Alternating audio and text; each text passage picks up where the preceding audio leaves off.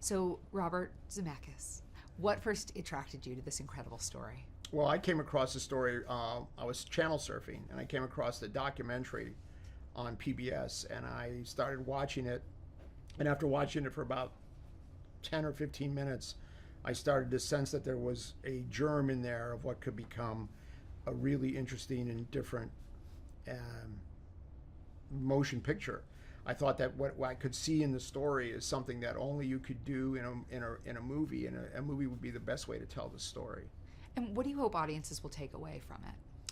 Well, I think audiences, I mean, the thing that I think is the most important underlying theme of the movie is it's hopeful, and so I think, hopefully audiences will take away that hope part of the story, but also I love the idea of the healing power of art, and that we use art no matter what it is. I believe everyone has an artistic expression, and we use that to try to make sense of very complicated emotional things in our lives, and I think that the audience can identify with that in this movie. Can you tell me a little bit about the artistic expression that is Mr. Steve Carell? Well, Mr. Steve Carell is a giant artistic artist, and his ability to express himself artistically is huge.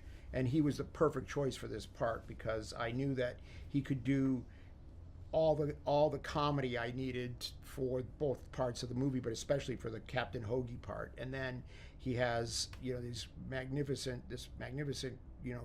dramatic ability as an actor to do the emotional and the heart-wrenching stuff that the live action character has to deliver. You have an incredible bevy of talent in your female leads as well. Mm-hmm. Can you talk about them a little bit?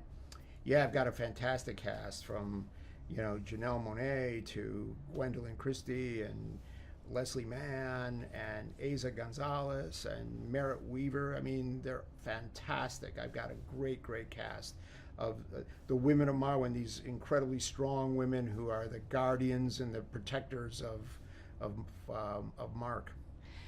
Can you talk about creating the world that you did of Marwen, both in real life and this amazing fantasy sequence as well?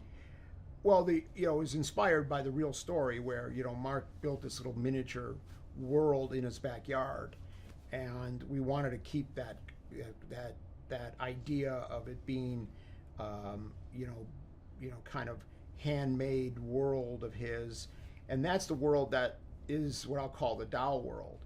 So the way we did that mechanically is we built actual miniatures of both the world and each of the dolls, and of course we would scan them into the computer, and that became the environment that the dolls lived in, and we would then bring all that to life.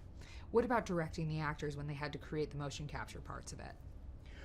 To me, it's the best time, because all that I have to do and all the actor has to do when we're doing motion capture is act. We don't have to worry about cameras, we don't have to worry about lighting, we don't have to worry about sets.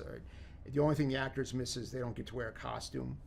But then they get to work all day. We move really quickly, and we do scenes from beginning to end, and all we talk about is performance. So it's always great.